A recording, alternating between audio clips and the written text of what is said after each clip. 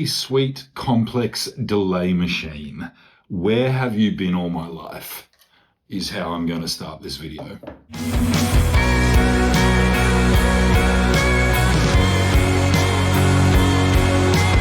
I may have found a delay pedal machine that has removed the need for me to have any other delay pedals on my board. I don't think it matters if you like super clear, slap back delay, muted sort of analog trails, whatever your favorite flavor of delay is, this thing does it. Since putting this thing on my board a couple of months ago, it has taken the place of my Benson Analogue Delay, which is no mean feat. I love that delay. I think it's an amazing pedal. My Boss DD3 and my Line 6 DL4. It pretty much covers most of the bases of what those pedals do. It doesn't have like a reverse function or a looping thing like that, but I've got a separate loop pedal. It does cover amazing Bucket Brigade analog delay, super tight slapback, weird trailing, modulated, ambient noise making stuff really well.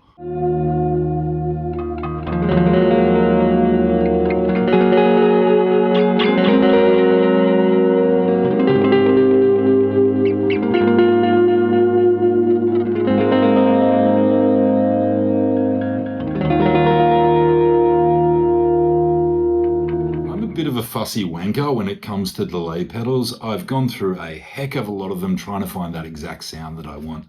And this pedal does all of them so well. It covers so many two bases. And it's got 32 banks that I can preset the sounds I like to. So I've just been filling the banks up with every kind of delay setting that I want on my board. It's got tap tempo. It's even got independent tap tempo for the LFO, the frequency oscillation that you can add to it for modulation.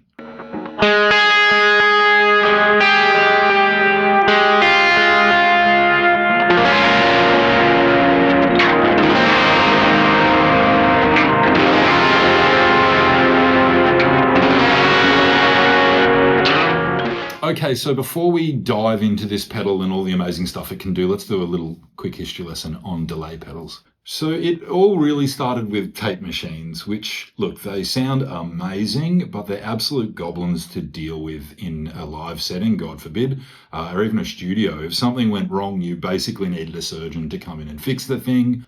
They just weren't very practical. Then the early 70s rolled in with a new solution, the Bucket Brigade delay. Philips cooked up this thing in, I think, 69. Correct me if you want. Basically, your signal gets passed through a bunch of capacitors, like a fire brigade handing buckets of water to each other is the metaphor. It hasn't always, I guess an old fire brigade. Really clever, imperfect in the best way. Because those circuits introduced a lot of aliasing as it got passed through those capacitors, builders would introduce a lot of filtering in the process. That basically created that iconic, warm, drippy, analog delay sound, echo sound, that a lot of people love. But at the time was also like loathed by a lot of people for the characteristics it had that we now like. Electro-Harmonix dropped one of the most iconic Bucket Brigade delays ever, the Memory Man. Mike Matthews, also responsible for the Big Muff, came up with that. And he built it around like a lower noise Panasonic Bucket Brigade chip. The Deluxe Memory Man landed in about 76. It went through a bunch of iterations, and you can still buy one of those today. Then in 81, Boss rolled out the DM2, that hot red brick that was on like every pedal board in the 80s and early 90s. Early ones were darker and thicker because of that original chip they used. The later iterations got brighter and cleaner. Obviously, both versions of that pedal are worshipped.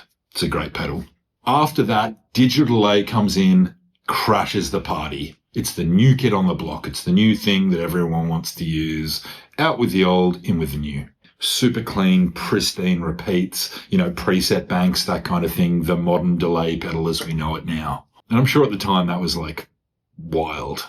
Now we're in a bit of a golden age where, I guess a hybrid age, where people can create things like the Echosphere, where they blend that Bucket Brigade sound and circuitry with, digital control, presets, hyper control over delay times, repeats. And that is exactly where the Echosphere fits in.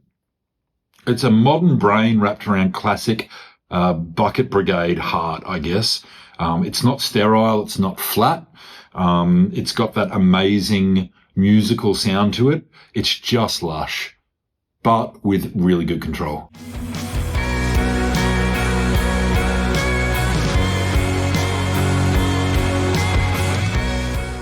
Okay, let's talk about the builder. Surreal Audio are based out of California in the USA. It's a one-person operation. Steven is his name. He's the guy behind Surreal Audio. He's one of those builders who clearly just loves sound for sound's sake. High-quality components, lots of attention to musicality. I know I keep going on about that, but I think that's important.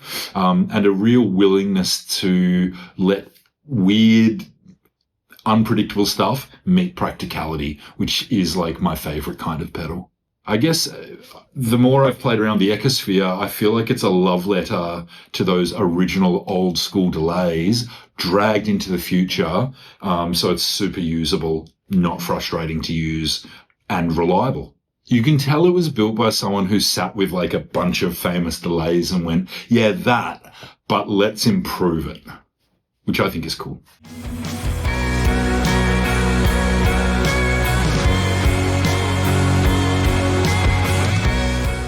So let's talk about the pedal. This thing runs on 4 Bucket Brigade chips, which is why it's got that chewy, dripping, dark, beautiful sound that I love. It's got a modulation section that can go from really subtle, barely noticeable LFO to really out of control, warbling, crazy, unpredictable as well. It's got LFO settings. You can choose what LFO you want to run. My favorite has been the question mark. I don't know if you can see that on there, but it's, random LFO. Love that. It's got up to 32 user presets, so you can set up to 32 presets on this thing. I love that. It's a really intuitive interface as well that makes jumping between your presets and banking new presets really easy. I've never noticed it getting in the way of like a creative flow, which I love. Either on the desktop, I've used it on the desktop with my guitar, with synths, drum machines, and it's also been on my board for a while too. Super usable. It does a really nice short slap back delay, which I do love. That sort of 80s, early 90s sort of pinging thing.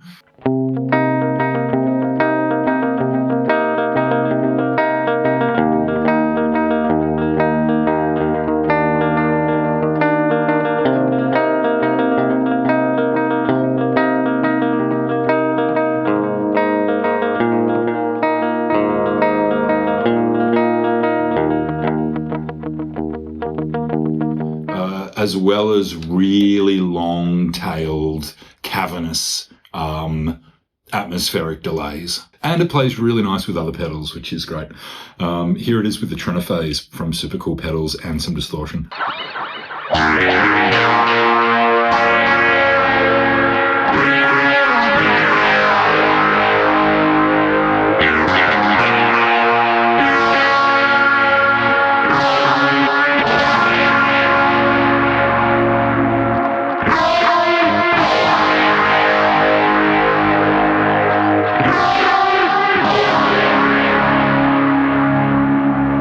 There's tons more I can do with it. I'm not going to do a full like manual dive because I haven't got time to do like a 45-minute video, and I'll leave that up to you to do. There's a lot of cool stuff that I'm still discovering this pedal can do as well.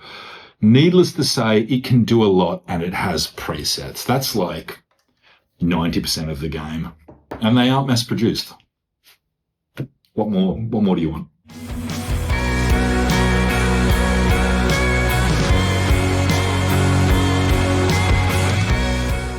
So Steven built the Ecosphere because he fell in love with the sound of the original deluxe Memory Man.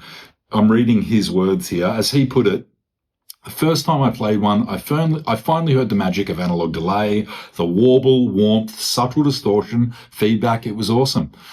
He says, the phrase Analogue DL4 popped into my head. That makes sense to me. Kind of a ridiculous idea, but I went for it. I guess that's how preset saving ended up in the design. He says it's not stereo and it can't loop or reverse, as I mentioned earlier on, but it would be crazy expensive, I assume, to make it stereo. But it can do almost everything else. I'm really proud of how it turned out, and you should be, Stephen. It's a beautiful delay pedal.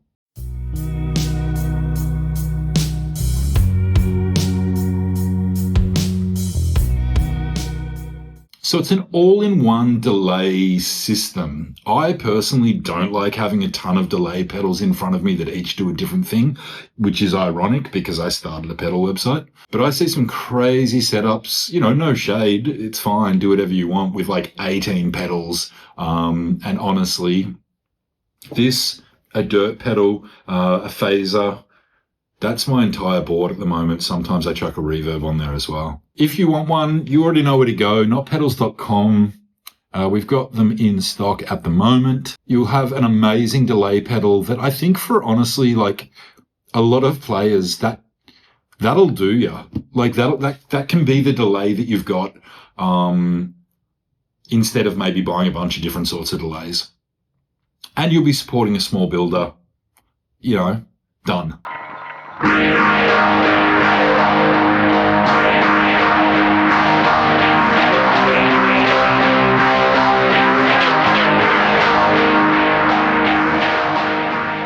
So yeah, that's why it's our pedal of the month for December 2025. It's just a really impressive, beautifully built, beautifully designed pedal. I'm a big fan of black pedals. I'm constantly playing around with the idea of an all black pedal board. I know I'm not alone.